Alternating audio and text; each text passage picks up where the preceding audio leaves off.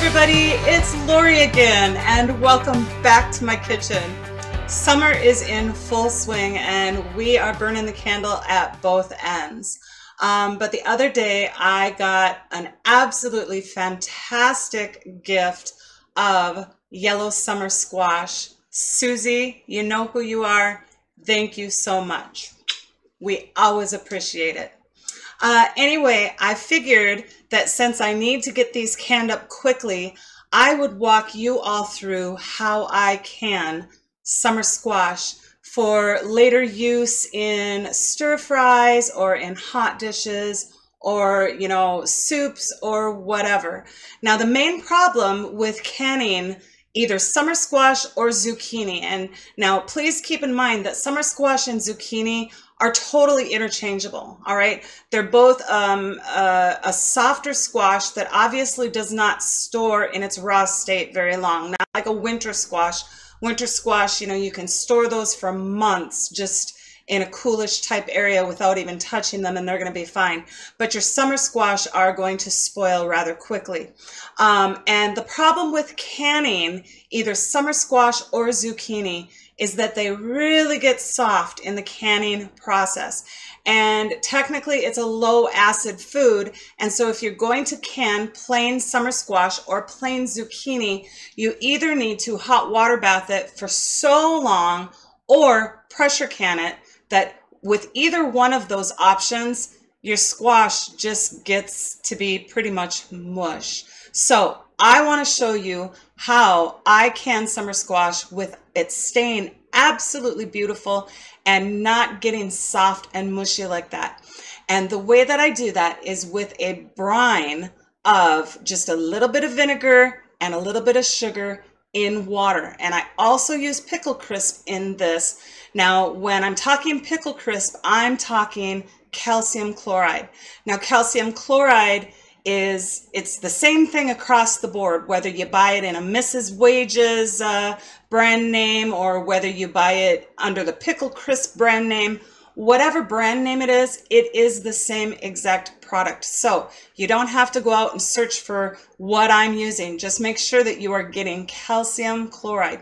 Now, calcium chloride is a firming agent. But one of the tricks about calcium chloride to know is that you do need vinegar present in order to activate that calcium chloride.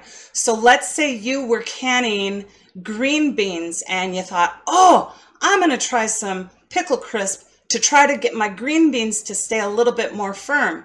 Well, if you just put that in with your green beans and just plain water, that calcium chloride isn't going to do anything. It needs a little bit of vinegar, a little bit of acid to activate it. Now, calcium chloride can be used in tomato products. Let's say you're canning whole tomatoes. You can actually put some calcium chloride or pickle crisp in there, and the acidity of the tomato will actually activate it and kind of help hold your tomatoes together just a little bit better. Now, I'm not trying to claim that it's going to make anything perfect, but it does help. But you have to remember that vinegar has to be present in order to successfully have that calcium chloride be activated and help firm your food.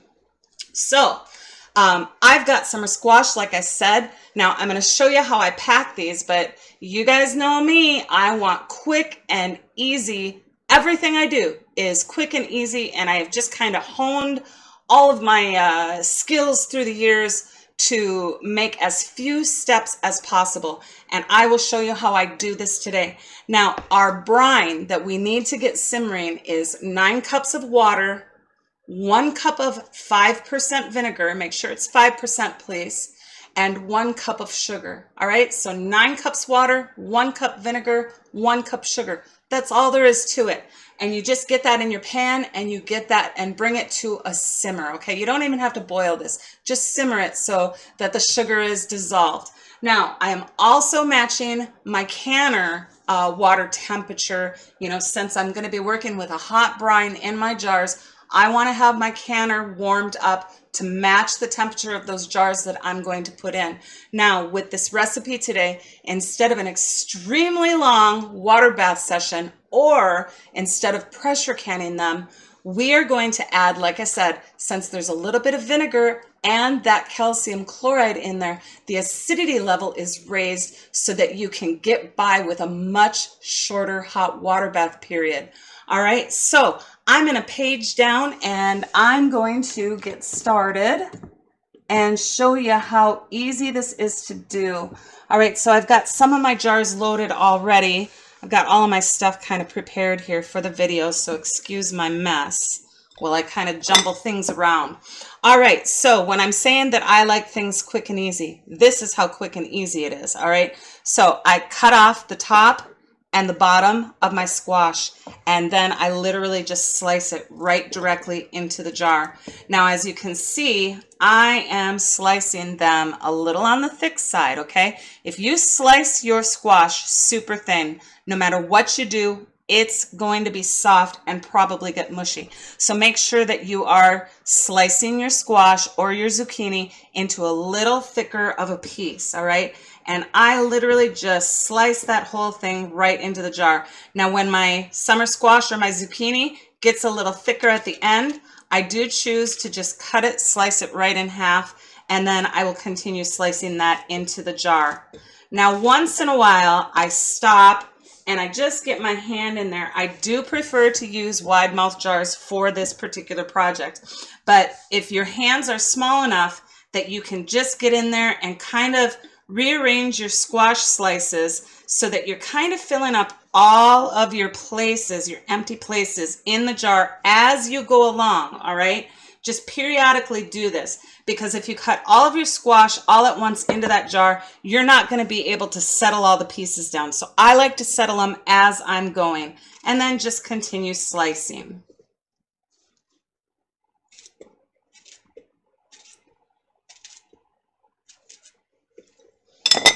And then just get in there and place those slices however you want to down alongside of the jar and fill in as many holes and spaces as you can. We really want to fill this jar up, okay? We don't want wasted space in our jars or on our shelves, and we don't want to go through tons and tons of brine taking up all that dead space. So we want to fill all that dead space with our squash. And of course they are fragile, so you know, you don't want to like mush them and pack them in there, but just make sure that those pieces are kind of fitting together the way that you want them to. Well, I guess that one doesn't want to go anywhere for me, so I'll just leave him how he is.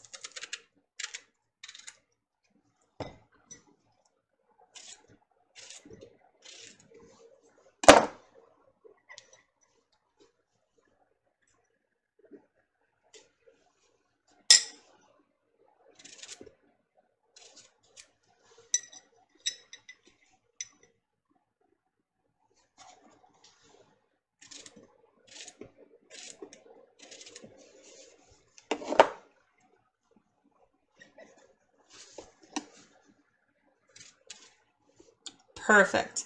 Now, I pack these up to approximately 1 inch headspace, okay? And you can see, of course, yes, you are going to have a few spaces in your jar. There's no way of avoiding that. But I've arranged them so that they are actually packed pretty compacted in there and really nicely. So I'll just go ahead and I'll quickly fill this last jar, and then we'll move on from there.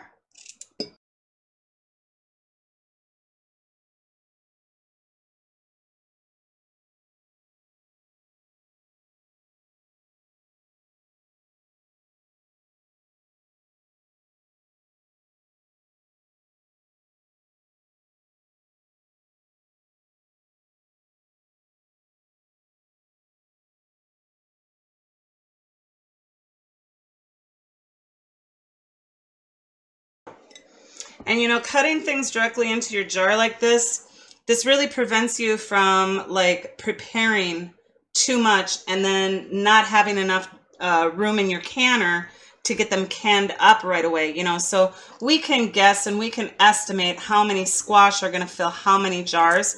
But if you just go ahead and you cut them directly into the jar like this, you are taking all of the guesswork out, and you're not going to have excess cut squash just sitting around waiting for the canner to be done so that you can start another another batch in your canner. So that's another thing, another reason why I like to do it this way. All right, I think I'm going to put one more little slice in there. Okay, so we've got all of our jars filled with our beautiful summer squash. And now what we're going to do is we're going to take 1 teaspoon per quart. Now, if you're doing this in pint jars, you would only use 1/2 a teaspoon of salt. But for a quart jar of squash, I would like you to use 1 teaspoon of salt. I see I have a little bit of room in this jar. I'm just going to put another, well, maybe I'm not going to, guys. Yeah, it fit in there. All right. Anyway, I'll stop OCDing about that. Okay, so back to the salt. If you're doing this in pint-sized jars, add 1/2 teaspoon of salt. If you are doing quart-sized jars like what I am today, add 1 teaspoon of salt to each jar, just right over the top of your sliced squash.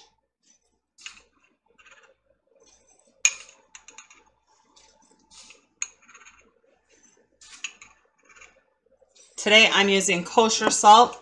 Now when you're canning, it is always best to stay away from iodinized salt. So choose a type of salt that does not have iodine in it. Iodine does not hurt your canned goods at all, but it does cause it to kind of look cloudy. All right, it will not harm you. There's nothing wrong with using iodized salt in your canning, but it will make the brine cloudy and foggy looking. So try to choose a salt, canning salt, kosher salt, pink Himalayan salt with no iodine in it. Okay, so we have our salt in there, lickety split, really easy. And now we're going to get that pickle crisp or calcium chloride. Now, today I'm using the Mrs. Wages. It's just called Extra Crunch, all right? But on the back of your container in ingredients, make sure that it only says calcium chloride, all right? And it doesn't take very much of this at all. For pint-sized jars, you only need 1/8 of a teaspoon. For quart-sized jars, you only need 1/4 of a teaspoon. So you go ahead and put in 1/4 of a teaspoon of calcium chloride into each jar.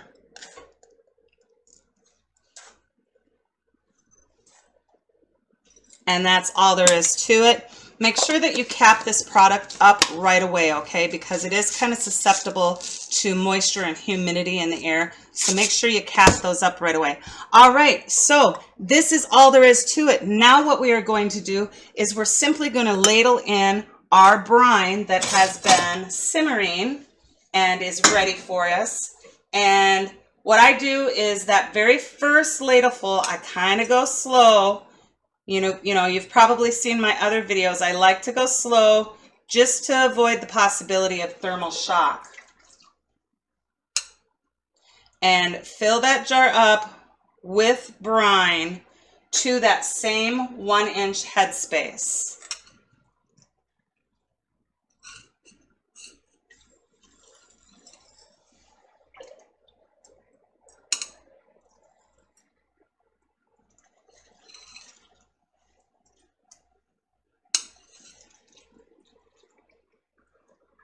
And once you get that hot liquid introduced slowly to that jar, then you can go ahead and fill it as fast as you would like. But that first little bit of hot water, you just kind of want to let that jar have a minute to kind of acclimate and go, oh, okay, we're warming up here.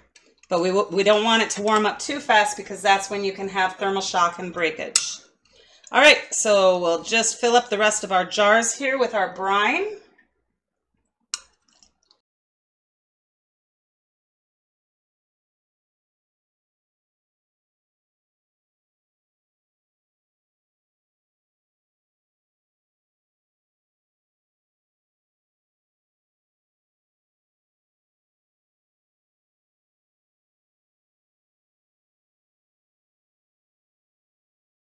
Alrighty, so now all we are going to do, now I do with these cut pieces, with these large cut pieces, I do kind of debubble these, but I'm not going to stick anything down in there because I'm going to cut my squash apart. So since you're only working with simmering water. Yes, it's hot. It's cooled down a little bit just from your squash, but just kind of squish them a little bit, and that works a lot of those air bubbles out, okay?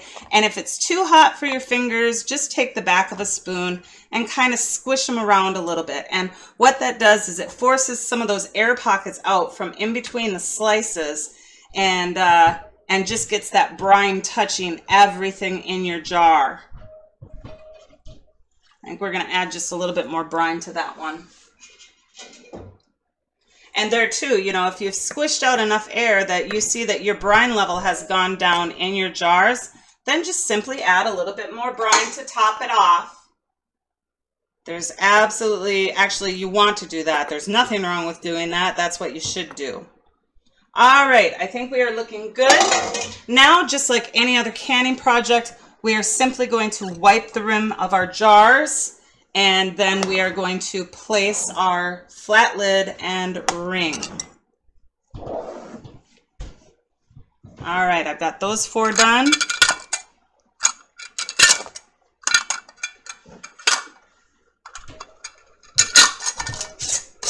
Screw them on finger tight and down into your warm canner. Now remember, we had simmering brine. We want simmering temperatured water in our canner.